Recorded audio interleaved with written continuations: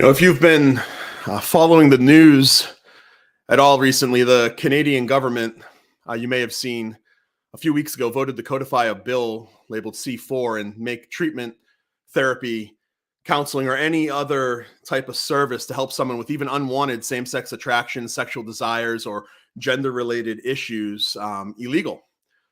Any attempt to change sexual desires to a predetermined understanding of what's right, good, or true, meaning anything that approaches a normative biblical Christian understanding of gender and sexuality is, and I quote from the bill right now, based on and propagates myths and stereotypes about sexual orientation, gender identity, and gender expression, including the myth that heterosexuality, cisgender identity, and gender expression that conforms to the sex assigned to a person at birth are to be preferred over other sexual orientations, gender identities, and gender expressions. Basically, what this bill is doing and what the Canadian government has declared is that the Christian sexual ethic is a myth and even dangerous and detrimental to society. The passing of this bill has made the practice of distinctly Christian ethics criminal, or at least potentially criminal in Canada. So today I'd like to shed light on this issue, perhaps from a different perspective than we might think or is normally put forth. This is To the Point. I'm Jon Noyes, and I want to remind you at the onset to make sure to put your comments in the section, like whatever platform you're watching on. Put your comments and questions in, and I'd love to answer them at the end of maybe 10 more minutes, 15 more minutes, and I'll get to them. So let's dig in. Most of the world knows what Christians are against. I want to be clear, homosexual sex is a sin, and the vast majority of us are born either male or female, and it's impossible to change one's gender. But what I'm fearful of is that many times we say what we're against, but we fail to offer a better alternative. And that's what I want to use our short time here today for. I want to offer a better and a truer way to maybe look at this issue. For the entirety of human history, sex and sexuality have been, they've carried a common understanding until, now. And Christopher Yuan does a great job of pointing out that we live in a world that's categorized by infinite shades of gray, not just 50, and ambiguity is a virtue, and sexual freedom is the opiate of the masses. And this is the great deception of our time, that our sexual desires, that they define you, that they determine you, and that they should always delight you. You see, since the fall of Adam, the human heart has set itself in defiance of God's perfect ways. This idolatry is on a collision course with the gospel, perhaps today more than ever before. The ultimate battle here, I want to stay focused. The ultimate battle here is over truth, the truth of the fundamental nature of what it means to be human. Being heavily influenced by naturalism, the culture has adopted the idea that the body and the person are separate. There's been a bifurcation. We see this clearly in the abortion discussion. The debate's no longer centered on what the fetus is. Everyone knows that the fetus is a human being. The debate's now on whether that human being is a person. This is known as personhood theory. And so you see the fetus, it has to earn the right to life by becoming a person, because the secular ethic divides that person from that body. But this shows that the naturalist has an immeasurably low view of what it means to be a human. Why? Why is this? Well, because if being a human being isn't enough to qualify you for human rights, meaning mainly the right to life, what's it even mean to be a human? So you have to add something in order to gain those rights to your humanity. In this view, ultimately, it finds its end in the understanding that we're just matter in motion, junk, terminal, accidental products of time, chance, and randomness. William Provine, at least he was honest when he said, he's now dead, he's an evolutionary biologist, or was at Cornell. He says there's no ultimate foundation for ethics on his view. He says that there's no ultimate meaning in life. If we apply this to sexuality and then we start to understand where the idea that biological sex doesn't determine gender, where that comes from. This is actually the heart of the debate. There's been a separation of the body and the person. And this is why activists argue biology has nothing to do with gender identity, and kindergartners are now being taught that their bodies tell them nothing about their authentic self and who they really are. The naturalist believes our bodies are part of nature, and since nature is the product of mindless, purposeless force, just a force, the body's also a product of mindless, purposeless forces. Therefore, the body has no intrinsic purpose, and there's no obligation to respect it. We can use the body for whatever we want, and since our biology has no ultimate meaning, we can make it whatever we want. Is this beginning to make sense? We can invent things and say gender is not binary, but on a continuum. We hear things like you can be cisgender, transgender, non-binary, intersex, genderqueer, gender fluid, gender non-conforming, agender, gender void, and then more. Feminist Camille Paglia said that fate, not God, has given us this flesh. We have absolute claim to our bodies. This is what she says. We have absolute claim to our bodies and may do with them as we see fit. The masters of our own ships, so to speak. And this is the predominant view, it seems like. But instead of condemning our LGBTQ plus friends and neighbors to hell with clobber verses from Scripture, we should follow Nancy Pearcey's lead and ask them, why should I accept such an extreme devaluation of the human body? Why has it become acceptable for a person to mutilate his or her body or engage in extremely harmful sexual activities, but not conform his or her mind to something better? It's the Christian who has the higher view of bodily worth. For we are his workmanship, created in Christ Jesus for good works, is what Paul says in Ephesians. You see, sex and gender are part of God's perfect creation and are intrinsically good. When you boil it down, and contrary to the popular narrative, the LGBTQ plus movement, what they're saying, especially as seen in the transgender discussion, it's driven by the idea that you ultimately have to hate your body. You're at war with it. As we present a better alternative, I think that we see it's more than this. And hear me out, guys. Males and females are the biological and physiological counterparts of one another. This is how we've been designed. Denying this is to contradict that design that we see every single day in nature. I mean, eyes are made for seeing. Arms are made for moving. Feet are made for walking. Tongues for tasting and speaking. And you get the picture, But one trans activist that I've read recently in preparation for this short talk says this, that why should my biological sex have any say in how I live my life morally? This is a profoundly disrespectful way to view the body. And I'd argue it leads to self-alienation as the person gradually becomes more and more distant from the reality that their body is an integral part of who we are. And this is evidenced by the regret expressed by trans men and women who surgically alter themselves only to find that the problems that they were hoping the surgery would solve remain unsolved after the surgery. But instead of condemning people to hell and calling them sinners, there's a better way to communicate, I think. Our message should be, why do you accept such a demeaning view of your own body and biological identity? The Christian ethic is a better ethic here.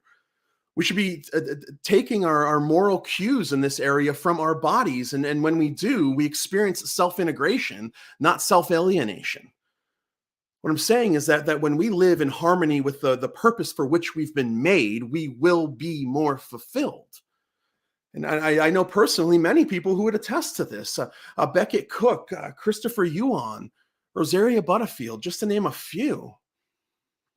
Our call is to honor our bodies and live in accordance with the Creator's design based on the high view of the dignity of the human body. Our message is that we'll always be more fulfilled when we live in line with who we really are according to the true story of reality. Our lives aren't about us alone, Camille Paglia she's dead wrong. I'm sorry, she's dead wrong. When she said that we have absolute claim to our bodies and may do with them as we see fit, she's wrong.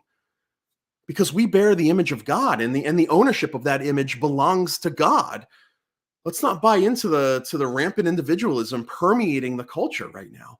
Remember, you are not your own. You've been bought at a price. Therefore, glorify God in what? In your body. And since we bear the image of God, we're not free to decide for ourselves what's best for ourselves. We should live consistently with the character of the one we portray. Unlike the ethics of naturalism ruled by individualism, Scripture's commands regarding sex and gender are never arbitrary. They're endowed with incredible meaning and purpose. There's a telos. Our sexuality has a higher purpose than merely our own desires. Every part of us was created primarily to radiate and testify to the glory of God. So what do I mean by that? Life has a higher purpose than our personal pleasure. The world is a mirror, friends. The world is a mirror of God's divine nature and purpose. God created all of life to represent visible portraits of invisible realities. It's all around us. Paul writes about this. Our battle is not among flesh and blood. A lot of the truths that we wrestle with in this life are not physical and represented in the material world. But instead, that we look around us and we see portraits of invisible realities. And this is especially true in our sex and in our sexuality. You see, God created the physical oneness of sex and the duality of male, female gender to serve as a visible image, a representation of the spiritual union that exists between Jesus and the church ultimately. And friends, this is why any sexual relationship that occurs outside the context of one man, one woman for one lifetime is so destructive. The act of sex is not just for personal pleasure. It's not meant to draw someone close to you or make them love you. Sex is meant to initiate and sustain a lasting bond of one man and one woman, and ultimately it points to the union between Christ and his bride, his church.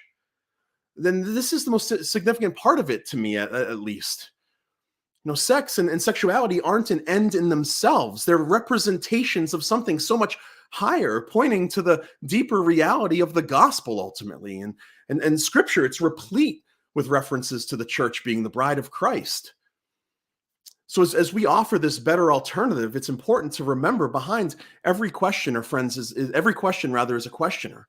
Behind every objection is a person struggling to escape the snares of the devil. And often they don't even know they're ensnared. This is why when I approach this topic, I want to approach the issue from kind of another angle. I want to remember that we all struggle. Francis Schaeffer was really clear on this, and I don't have his exact quote, but he says something to the effect that we all struggle in this entire life until glory. And we bond together in that. We bear each other's burdens.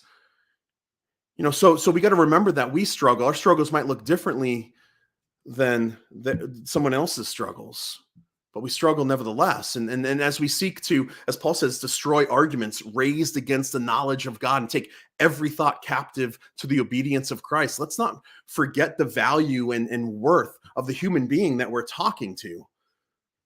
Jesus came to make us more human, not less human. And this is why our speech must always be with grace, as though seasoned with salt, so that you'll know how you should respond to each person. Philosophies of the world and its human governments might gladly lead people straight to hell. But our job as ambassadors of Christ is to rescue people with the truth of the gospel. You see, Jesus, he's the ruler of the kings of the earth. He's the Lord of lords. And his word is and his law will govern history forever, and they always have. And it's in him where we find our identity. We have to put this stuff on and own it, friends. And that's, I think, how we need to start approaching it, offering a better way. So now let me scroll through some of these comments and see what we got. I'm going to look down because my camera's up here, but my computer's down here. And let's see. We got a bunch of comments here. A lot from Stand to Reason. Very few. Feel free as I'm scrolling through, guys. Post questions. I don't see any. Wow, this is crazy. This might be a short one. There's not a ton of you watching right now, but that's fine. I'm hoping that more people will tune in later because you guys can go back and watch these again. So let me run through a few things, guys. Every other week on Wednesday, we do these to the points. And I want to make sure that you are aware that there's valuable training. If you want to go to the next level, not necessarily about what we're talking about, but sometimes, excuse me, make sure you go to training.str.org because that's where how you can get involved in our STR University, STRU. We've just released 2 new classes, one on atheism, one on the problem of evil. And I want to make you aware that if hey, Justin, thank you, man. Thanks for tuning in, bro. It's great to be here. I love doing this stuff. So I consider it an honor and pleasure to serve the Lord like this and then to be working with Stand to Reason. Because we're actually doing exactly what I'm saying here. We're trying to offer the Christian robust answers to the challenges that are kind of come at them. And hopefully you guys are bringing this stuff back into your church. That's why I mentioned the church, being the bride of Christ. When we relate the bride of Christ to our sexual identity, when we draw those two parallels together, I think we can knit them tighter and we offer a way better solution than what the world's offering. So anyways, if you want to get more training, STRU, training.str.org. And if you do 3 or more classes, guys, 3 or more classes, guess what? You got to meet the teacher. So much fun. So that you'll have a live video interaction with one of the speaker or content producers at or providers at Stand to Reason. So I think actually I'm the next teacher or to meet the teacher. So I'm really excited for that. And then let's see, I'm looking at my notes down here. Guys, if you haven't made it to a Reality Student Apologetics conference, we're talking about this stuff right now. We have them all over the country. We've got 3 more chances. We've got one in Philadelphia. We've got one outside of Atlanta. We've got one in Dallas, Texas in like a week and a half or 2 weeks. Make sure you sign up. It's an amazing conference where we're hitting up some of the best issues, the most difficult issues of the day. But hey, you know what the best part of this is? The conference is. The topics are great. The presenters are top notch. Jay Warner Wallace, Sean McDowell sometimes participates. Christopher Ewan, I mentioned him. He's been there. Beckett Cook is with us all season, traveling with us. The best part though is the accessibility of the speakers. We all just like kind of hang out in the lobby of the venue. And my favorite part of the entire thing, I love to speak. I love to present. I love to offer these things, but it's to meet you guys, to be honest with you. This is, you guys are why I'm doing this. This is why I've given my life to this. So we get to spend time with you guys and it's really fun. Everybody kind of hangs out and we get to know each other a little bit. So make sure you sign up for that if you haven't. And then, okay, let's see here. Another one. Oh, if you have questions that aren't being answered here, make sure you can tweet them at hashtag STRask, hashtag STRask, and then Greg and Amy will answer them on their shorter podcast, which they release, I think, once or twice a week. It's a great STRask is a great podcast, and or you can call Greg and talk to him on his radio program twice. He does 2 hours once a week, Tuesdays 4 to 6, and you can tune into that. And then the last announcement is, my next to the point is February 23rd. So now we got the announcements out of the way. I also want to offer you guys, hey, we all stand on the shoulders of giants. I rely on a lot of work of wonderful people, and a couple of the books I've been reading here. Why Gender Matters is a fantastic book. I think that you do well to dig into it. It's Leonard Sachs. Also, if you're a theology nerd like me, and I love to come at this like kind of this, what I spoke about today isn't your normal, I think presentation of this topic. It's steeped in a theology of the body and a theology of the church. Wonderfully Made is another book I highly, highly recommend. It's a Protestant theology of the body. Kleinig is the author. This is a great resource. Nancy Pearcey's Love Thy Body, which is somewhere here.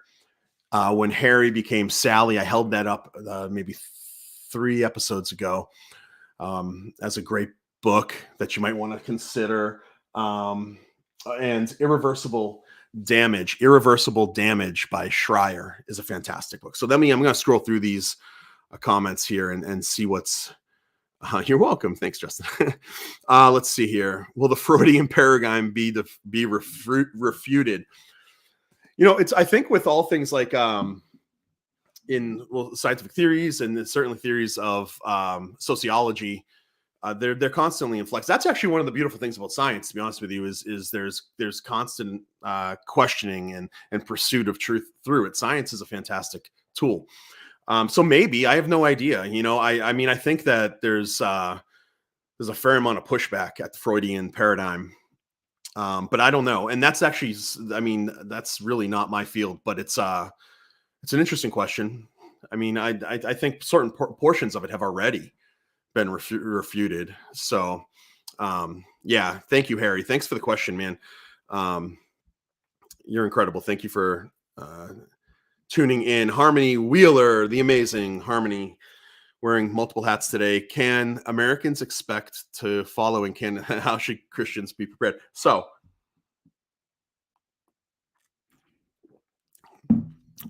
we've already been there, and we're there now. California, not too long ago, passed a bill saying, similar to what Bill C4 is saying, that it makes it extremely difficult for anybody to counsel against the normative principles of the day, meaning anything saying, if counseling people into heterosexuality or cisgender paradigm is questionable. Pastors, I remember when the law was passed, we had a meeting as I used to pastor at a large church, and we discussed that and what that means for pastors to. I mean, it's to the point now where if there's a woman, like let's take my wife for example. Okay, a married woman, happily, I'm hoping she's happily married. I think she is happily married woman, mother of 4, been married for almost 15 years. If she were to come to me and say, I'm having these unwanted, and these are unwanted same-sex desires, can you help me not have them? You're on shaky ground, counseling her out of those things, or so we're already kind of there. How do we prepare? Great question. One, you got to read and research and get up on these issues, but I think what we need to do is we need to defend the view out in the public sphere. And we're not alone in this, by the way. There's what's his name? His name's Colin Wright. Colin Wright. It's realityslaststand.com. realityslaststand.com. He's an evolutionary biologist, not a Christian. He has a fantastic article, Sex is Not a Spectrum. And that whole blog, Reality's Last Stand, is dedicated to these things, to discussing these matters from a completely secular, completely naturalistic perspective. And he's actually defending kind of like what I was just defending, and then what the normative Christian ethic would defend. These sexual ethic things, especially in relations to gender. So now we have actually science. I said science is a great tool. Science is, I think, on our side here. And it's just a matter of learning the science and putting it out there, teaching our people that. One of the other things, guys, and this is kind of like why I wanted to present a different view on this, just not a view, but different perspective on how to approach this topic. I think the culture is sick and tired of hearing what we're against. And sometimes you got it, right? Sometimes you got to. Trust me, I know. You've got to say what's wrong. You got to give the bad news before the good news is even good news, right? But we want to make sure that we're not being hyper offensive to people, right? The gospel's offensive enough. We don't need to add any offense to it. So I think we want to be thoughtful in how we're addressing these issues. Everybody that I know that I disagree with on this topic, my entire family, a lot of my friends, they already know that I think homosexual sex is a sin. They already know that I think all this stuff that's happening with gender identities and everything isn't right. But they can never articulate what I'm proposing. Not in a way I think that that's accurate, right? I think most of the times they just hear us saying, "Oh yeah, well, just that's a sacrifice you're going to have to make." Well, I don't cheat on my wife, and then there's truth there, right? Like, I don't have the freedom to go outside the bounds of my marriage, no matter what my proclivities might be. But I don't know if I don't know if that's helpful in the discussion. I think that it's already white noise.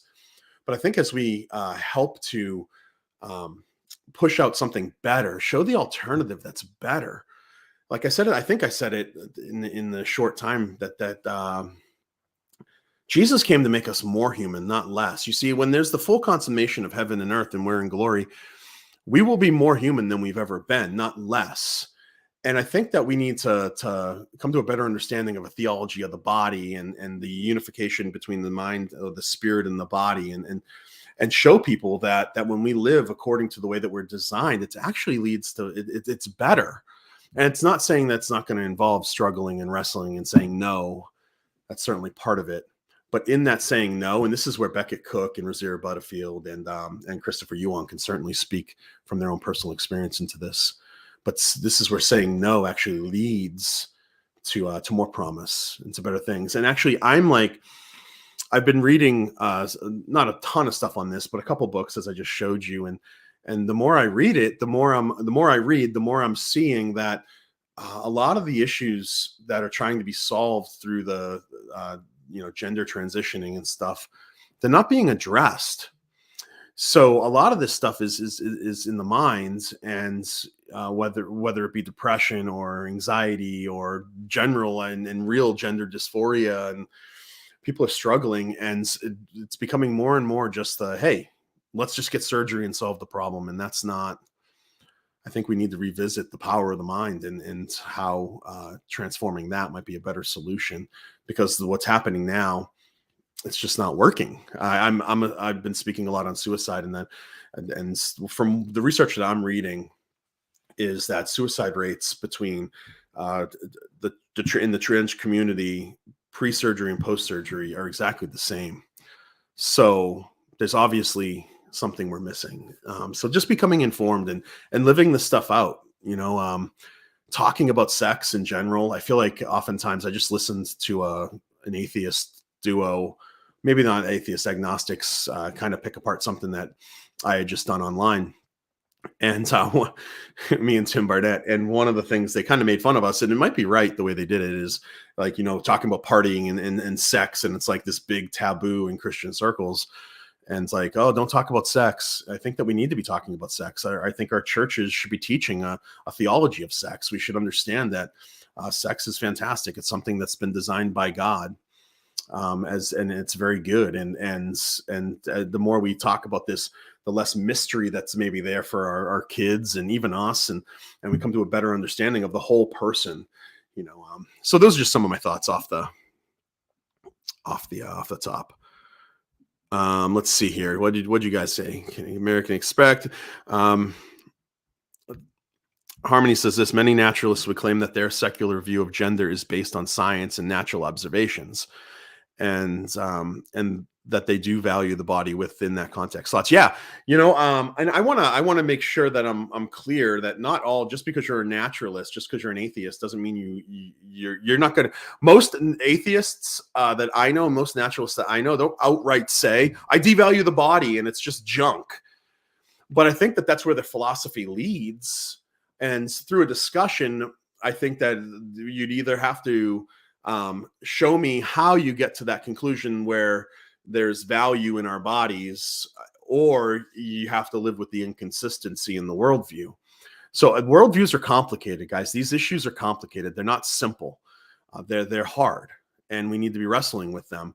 So while the naturalists might say that they have a view of the science, it informs their view of the body, what I'm going to say is that there's more that informs the view of the body than science, right? There's metaphysics, and because there's an immaterial aspect to our body, and science can't account for that. Even in this, there's a contradiction. There's a tension here with what I was saying earlier, if you paid attention, because even the acknowledgement that there's a difference between a human being and a person that there needs to be a lot of explanation there for the naturalist. I think the naturalist needs to explain what that difference is, where it comes in, and how it comes about. It's kind of like the idea that we're conscious beings. Where's that consciousness? And then there's the read the atheist guys. That's another point. Read the best of the best. Don't read the pop atheist guys. Don't read the pop Christians on this. Dig deep. Read on it, because there's good arguments on every side. I just happen to think that the Christian theism offers the best arguments. That's why I'm a Christian theist. So yeah, the naturalist would claim that their secular views of gender is based on science, but their science, not their science, our science, doesn't support the gender theories that are out there now. We're seeing it. We're seeing it. Like I mentioned that Colin Wright. He's a evolutionary biologist. And he's stating the different. Some of the books I mentioned aren't written by Christians, and they're recognizing the difference. I've listened to some naturalistic philosophers talk, and they're saying the same thing. Atheistic scientists, naturalists, they're saying the same thing. So there's overlap here. It's just a matter of digging through everything and finding the truth. That's a good question, Harmony. I hope that answers it. That's nonsense to be Harry. Harry, you're funny, man. That's nonsense. I wouldn't answer with that's nonsense personally. Man, as I get older and kind of, I don't know how to say it, as I interact with the world a lot around me a lot more, I realize how wrong I've been in the past on not just what I believed, but how I lived that out and interact with other people. I think it's important that, right, we want to season our answers with salt, right? Isn't that what I just said, right?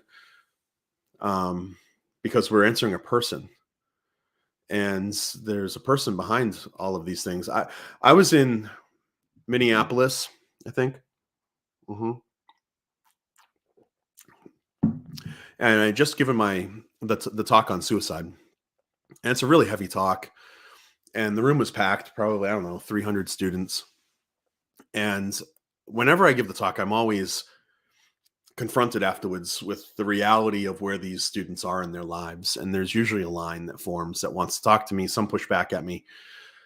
Most are crying and want just to express themselves and the struggles that they're going through. And I had one girl come up to me, and she says, I think she said she was like 19. She says, I'm a Christian. I love Jesus. I've been a churchgoer my whole life. My parents are Christians. I've been going to a church, and my youth group leader, her pastor, youth pastor, and her best friends have told her she can't come to the youth group anymore. This is what she's saying to me, because she's wrestling with her sexual identity. So her pastor sat her down and said, until you sort this out and come to an understanding that you are a heterosexual female, you're no longer welcome in youth group. That is incredibly damaging. It's also just ludicrous to me as a pastor. We are all in struggling. I mean, there are forces tearing at the very fabric of reality, and each one of us has our own issues. And when we as Christians highlight one person's sin and make it somehow worse than everybody else's, or tell them, and then meanwhile, we've got people in the church who are getting divorced. There are certainly people who are watching pornography. There are certainly people who are a myriad of other sexual sins that are happening. And we turn a blind eye to it, or we counsel them, but allow them in fellowship, which is the right way to do it, I think, as long as it's a repentance. There's repentance there, right? So I just felt bad for this young girl, and her condemnation that she had been receiving for a year was leading her to think maybe she should just die. And that's just terrible to me. So as we're responding to people, we want to make sure that it all comes back to that saying, right? Jesus came to make us more human, not less. We have a better answer. We have a better ethic. We have a better way to look at reality. We have the true story of reality. And we want to be pointing people, remembering that they're people, to that at all times. Sometimes it's a harsh word, yeah. But I'm more and more, as I become more mature and growing in this, the more I'm willing to listen as opposed to speak. So that's just my 2 cents. It's for what it's worth. Harry, man, I'm so glad that you're interacting. We're regressing back to a polytheistic Roman Empire sexual ethic. Quite ironic, isn't it? In many ways, I think we are. Certainly, I mean, it's becoming more and more pagan. And individualism has really caused a stir here, and so people aren't looking at transcendent consequences, transcendent realities. And so as we become more materialistic, as we become more individualistic, as we become more reliant on these social media things where we can, put forth a curated view of our lives, things are gonna kind of dip down a little bit. I still am looking forward to seeing what God's going to do, but I think that's a good point. It's interesting how this happens. Let's see here. The law. Harry again. Oh no, this is email, the generic thing. The law fails to define its use of the word myth. Yeah, there are multiple meanings, or make the case that what it calls myth fit that definition. Yeah, sure.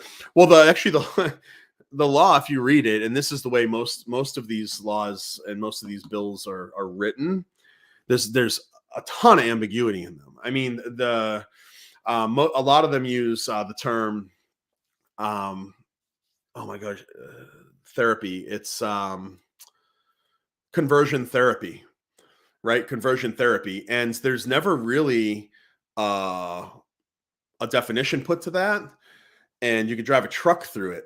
And there's examples of conversion therapy that are just awful, just awful. But then there's also it depends on what you mean by conversion therapy. So definitions matter, and this is a good point that this watcher, thanks for watching, posted. The definitions, who knows what they mean? Yeah, when does church discipline happen? Anon, is that anon? I think it's anon. Yeah, well, Matthew 18, it's pretty explicit. The issue isn't so much that we have direction for it. The issue is that churches don't do it. When does church discipline? We actually just discussed this as an elder board at my church. Not because we're dealing with anything, it's just because we're a young church and we want to make sure that we have our ducks in a row for anything that might happen. It's also the heart of discipline. Is it right? Is it towards a restoration, or is it towards a condemnation? You got to make sure you're right there too. But yeah, when does it happen? Matthew 18, 1, then 2, then 3, and then church discipline, removal from fellowship. It's a hard thing. I haven't really, maybe once or twice I've seen it done well. But yeah, these are the things that we struggle with. So yeah, we are becoming more and more Epicurean. I looked that up before I came online today, because I'm just interested in Epicureanism in general, and it's very Epicurean. Kind of rejection of the physical, and chasing these virtues, like peace and justice and all these things. Very Epicurean. Well, there's nothing new under the sun, right, Harry? I mean, it's all. I mean, history, the way I view it, is history is spiraling towards its end, right? History is spiraling, and in the spiral, there's repeated ground almost. And so there's nothing new. I mean, these philosophies are just rebirths of old philosophies. And that's one of the things that we need to be equipped to recognize and handle. Oh boy, here we go. Easy for you to say. I love it. Easy for you to say. Yeah. Well, this one's not easy for me to say.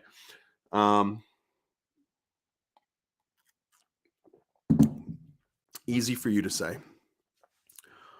Should you attend a gay wedding? Here we go.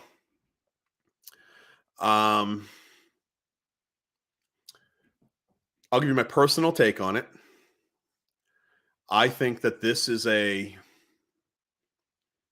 I think there's a subjective component, and you need to judge where you are with the people that you're talking to. The short answer is no, I would not attend a gay wedding. However, why? Why? Because I think your attendance to a ceremony is a show of support, and that show of support is a show of agreement. I think I would have a problem doing that. I know that I would have a problem doing that from personal experience. I've been invited to a gay wedding and turned it down. But because I love the individuals being coming together, I don't think it's marriage ultimately, so I don't want to call it a marriage, but I love both the individuals involved. I made a point of sitting. I actually learned this. Know who I learned this from is Alan Schleman.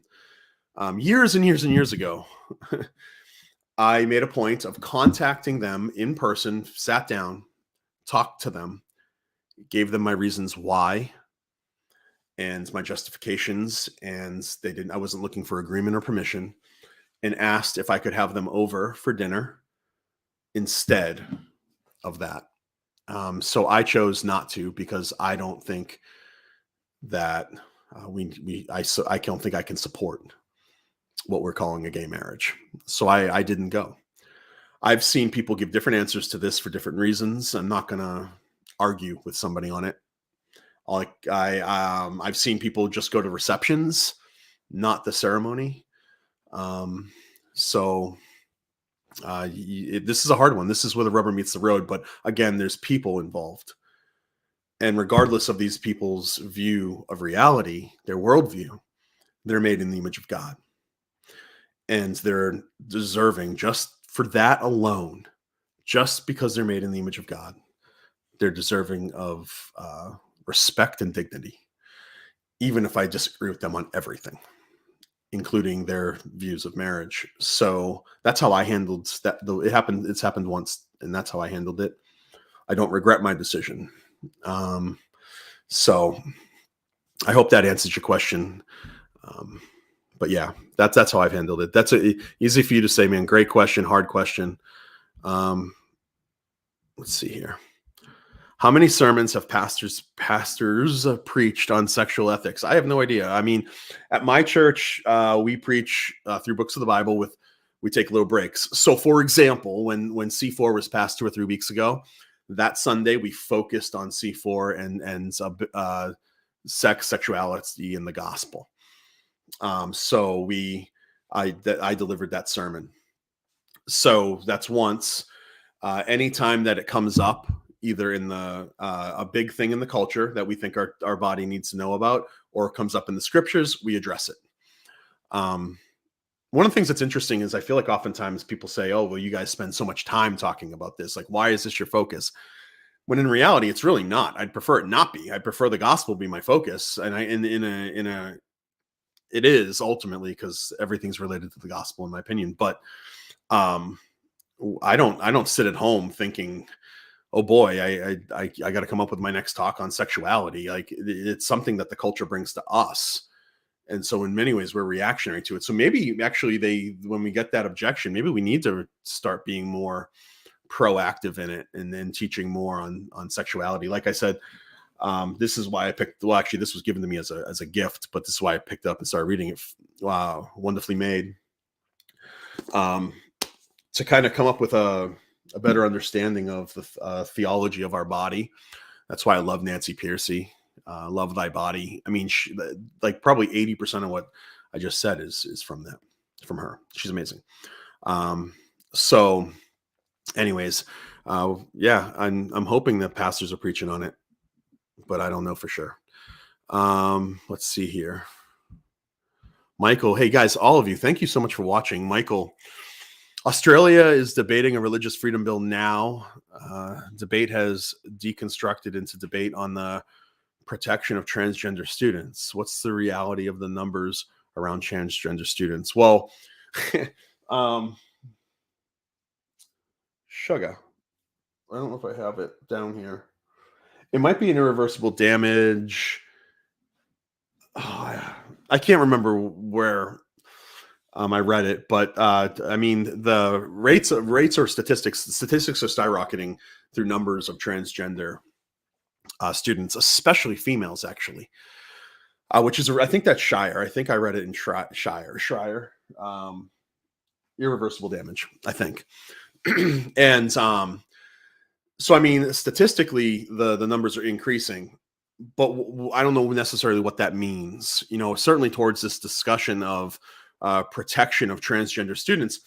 How are they protected? Like how is what they're offering is through legislation offering more protection to these people? Because at least here in the States, I don't know how it is in Australia. I'm assuming you guys are way more progressive than us, even. But here in the States, I mean, people are already protected under the civil rights laws. So as we add legislation, all we're really doing is creating special classes of people. Because people are or should be protected from discrimination. They should be protected from bullying and all this stuff. And don't get me wrong, guys. This does happen. People are bullied because of their sexual identity. I mean, they are, and it's detrimental in some cases. But that's why we need to be consistent with our worldview and understand who people are and why they're valuable. Anyways, so what's the reality of the numbers around transgender students? It's certainly not it's not the majority. And oftentimes I question like the transgender stuff. It's also new. How many are actually transgender? How many in college, right? I mean, I can't even imagine going to college now. So how many are being influenced by the culture and the professors? How many are being influenced by the school psychologists who, where as little as 15 years ago, would have gone to a school psychologist and they would have been, diagnosed with something. They would have been treated, whether through therapy or medication or something, are now just being, hey, you know what? Maybe you're a girl trapped in a boy's body. Let's talk about that. So these things are being brought up. I know cases of genuine gender dysphoria are rare. Rare. They exist, but they're rare. So what's the reality of the numbers around transgender students? I mean, little to low, where it seems like we're catering to the minority for sure in this stuff. Let's see here. Let's see.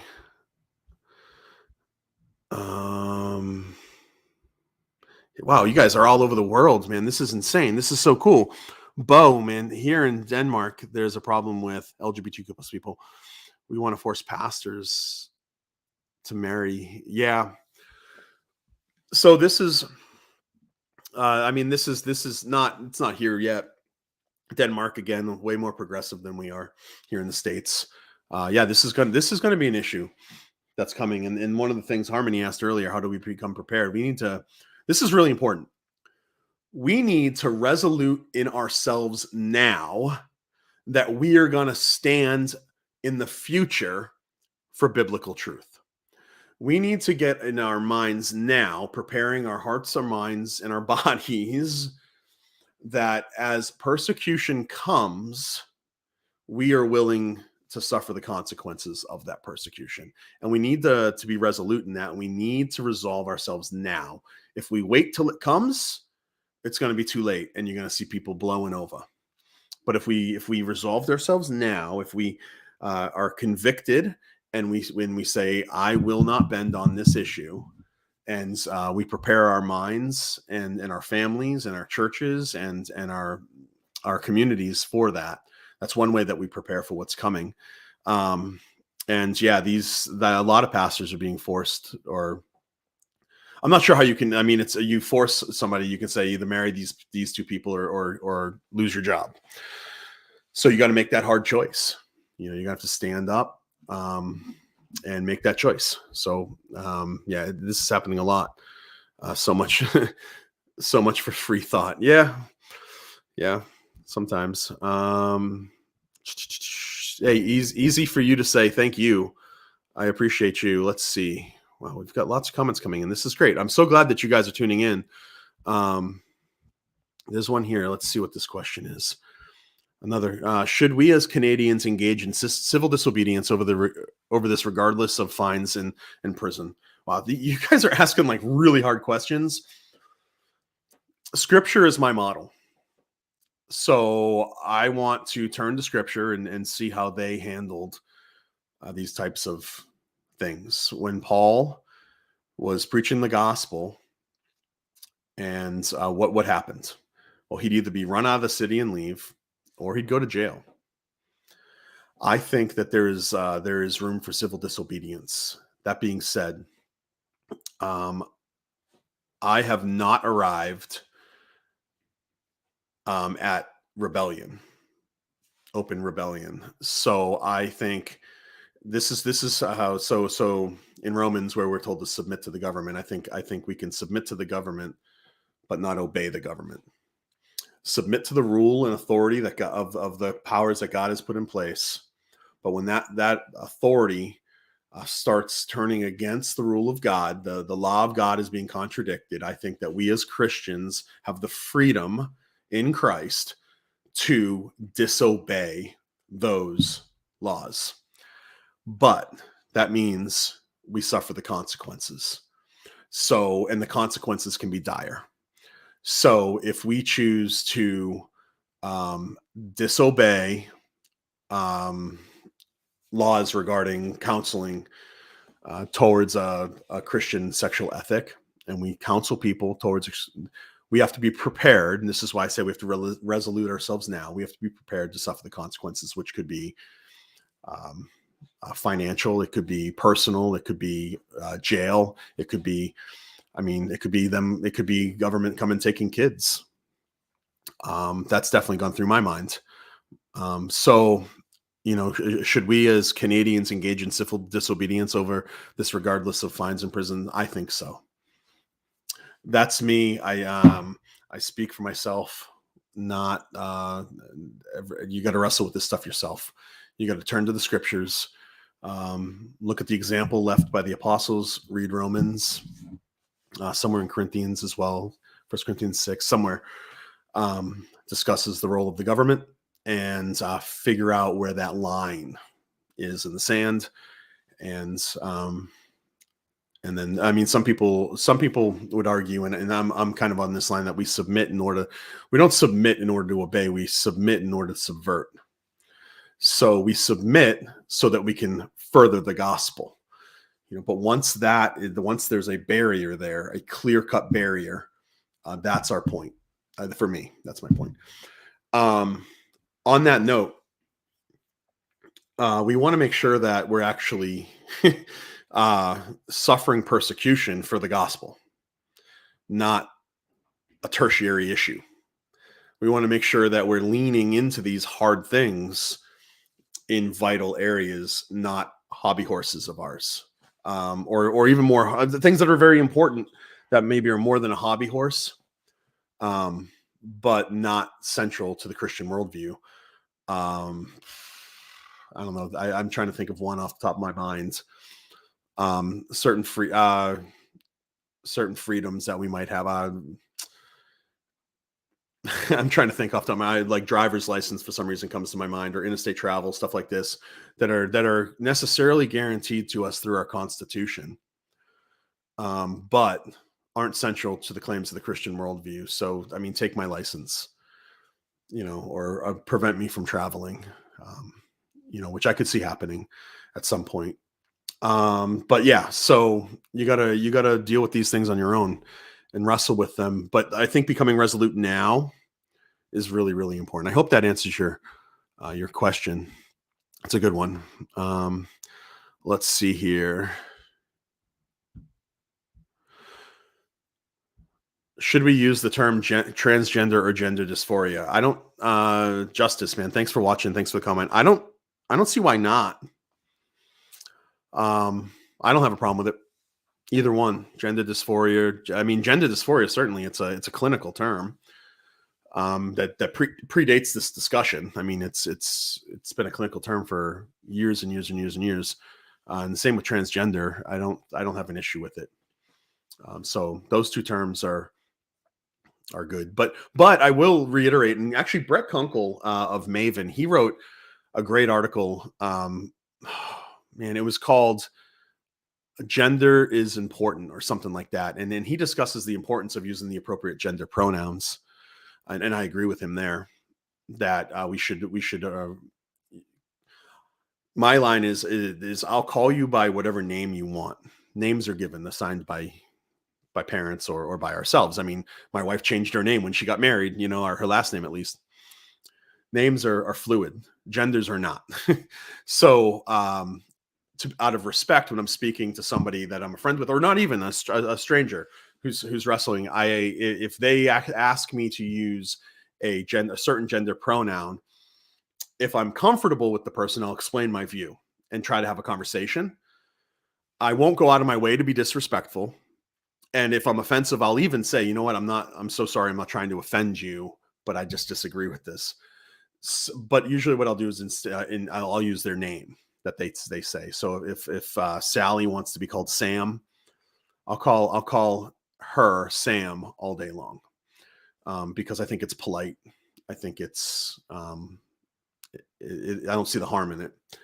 But if Sally wants me to refer to her as him, I'll draw the line there and do my best to explain why, if it's appropriate. If not, I really try to do my best just to use names, and then I avoid it, any type of offense. So these are the issues that we're wrestling with. Great question. Let's see here. Oh man, Harry, man, I just can't track it. It would more be hush hush. Transgender makes it. Let's see here. This transgender makes it sound this is a reality. Well, it is a reality in that transgender means something, right? So I understand what you're saying. But using the term doesn't, I think, give credence to what the term means. Just like atheism is, or naturalism is a false worldview. It's a false view of reality, but I still use the term. I don't think what naturalism purports is true, but I still use the word. And so transgenderism is kind of the same thing, where I don't think we can, there's two genders. And so using the term that doesn't necessarily, I don't think it gives any ground. I don't see the harm in it. So anyways, Justice, great comment. Thanks again. Wow, man, you guys are doing so good today. Part of the reason for sexual confusion is due to our institution not speaking out against it. I think it's due to, okay, so this is great. Okay, this kind of points to my point here, Justin. Great comment. That's true. But it's also because we don't, in not speaking out against it, we're also not giving the better alternative. We're not producing people who are fully orbed, like Christians who are fully orbed and have a theology of the body, that they have a theology of sexual ethics, that they've actually applied the gospel to all areas of their life. So we're not, I mean, the gospel has been truncated in a lot of places. So I just think it's a really great comment, the reason for sexual confusion. And also I would point out, and this is the way I look at it. You guys can press back at me if you'd like, but when you have a healthy church, the culture is generally healthy. When you have an unhealthy church, the culture becomes unhealthy. You see, the church, in my opinion, is central to everything, right? It's God's tool that He's chosen to bring about salvation and to be it's a theater of the future. It's so important to have a healthy church. So oftentimes what we're teaching in the church, it's not so much that we're not pressing in or we're teaching like we're speaking out against anything. Everybody knows what we're against. Everybody knows what we're against. But fewer and fewer people, I feel like, know what we're for. What are we for in this? Like what type of sexual ethic? How is it better? And why is it better? And that's what I tried to give a preview of in the 15 minutes that I took at the onset of our time together. Because when we view the mind or the soul and the body as one, and that is a human being, right? And there's importance there, and we don't bifurcate the two, which is what's happening right now, right? The body is bad, and the mind is good. The body can be changed, not the mind. The body should be augmented to the mind, right? Um, is yeah. So, anyways, we should be presenting a better view of reality, and that comes from the church, ultimately, in my opinion. So, this is a great question. I mean, this is a great comment. So it's speaking out against, yes, holding firm. Stand firm is what Paul says. Stegmos. It's like a stake in the ground. We are not going to be moved, right? We are destroying arguments and every lofty thing brought up against the knowledge of God, right? But as we're destroying things, you got to make sure that we're building things too. And it's often easier to tear something down than to build something up. So maybe the church hasn't spent adequate time building the proper things up in order to fill the vacuum as you tear things down. Maybe that's the case too. So anyways, great comment, man. Let's see if there's one more, I'll take it here. Let me see. Question. All right, here's a question. Okay, question. Will C4 apply to personal counsel or only that provided in an organizational setting, i.e. a church or a clinic? Jordan Peterson says that it makes clinical psychology impossible. Well, number one, I'm not going to speak out against what Jordan Peterson says because, he's Canadian, he's in the field, and he actually just I think quit his job, right? Resigned, which is crazy because he has done a lot to fight for that position. The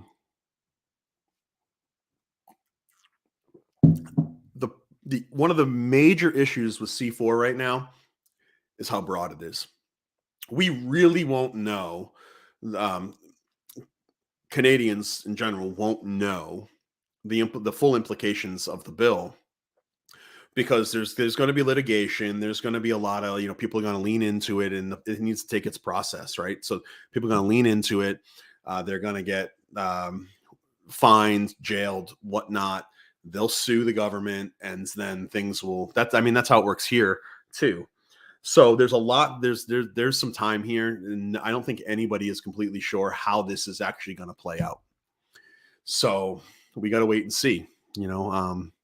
But I definitely agree with what Jordan Peterson is seeing. He probably has a better pulse on it than I do, for sure. But I would think that if taking at face value and placing that on top of the culture as is with very little pushback, or if that's actually the realities of the language that's in C4, the way that I read it, it would make a lot of things impossible. I mean, it would make pastoring, in my opinion, it makes being a pastor of a church impossible, at least professionally. So yeah, these are interesting things. Oh man, I don't want to stop, but we should. Well, let me see here. I can do maybe one more. Let's see.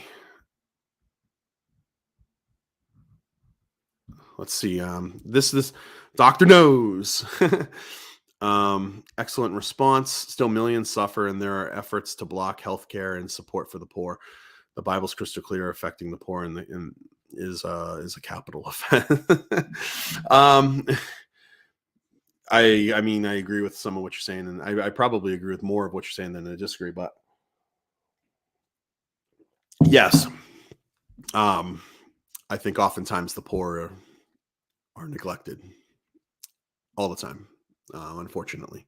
So that, and as a royal priesthood of believers, as ambassadors for Christ, we should be seeking to better our culture and our society, and part of that is directing our focus on the have-nots, which is more than just the poor. But yeah, so good comment. All right, I'm down to the. Justin, you said medical institutions have not come out and condemned abortion either. This makes abortion okay for many. Well, sure. I mean, it's a little bit different of an issue. Medical, maybe not institutions, but certainly medical textbooks and what they teach their medical students are pretty clear on what abortion is. It's the culture around us that seems to want to debate that. Hence personhood theory. Medical textbooks, every major embryology textbook used in medical school today clearly defines human life as starting at conception. So what we want to do is we want to add ambiguity to it by saying that you have to be more than just a human. You have to be a person. And then there's a loophole there. So you're not a person until 12 weeks, or you're not a person until first breath, or you're not a person until you can, until you can survive, until you're autonomous. So we add things to it, but medical technology, medical schools are clear that abortion ends the life of a human being. Now it's up to us, which is outside the scientific community, in my opinion, to decide when is that acceptable. When is it acceptable to take the life of an innocent human being? That's the question that we have to wrestle with as a culture and a society. But I get the point, Justice 399. Yeah. A lot of these things are ethical, and medical institutions aren't going to be able to, without the assistance of ethicists and philosophers. So great point. All right, guys, you know what? It's been an hour. It's been so much fun. It's been like so much fun. I thought maybe I wouldn't be able to go an hour with you guys because we didn't have a ton of comments, but it's been so great not see you, but to be with you. I want to remind you of training.str.org. I want to remind you that if you do 3 classes at STRU, they're free. That you get invited to the next Meet the Teacher. The next Meet the Teacher is going to be me coming up in a couple weeks. I want to remind you about the Student Reality Apologetics Conference, realityapologetics.com.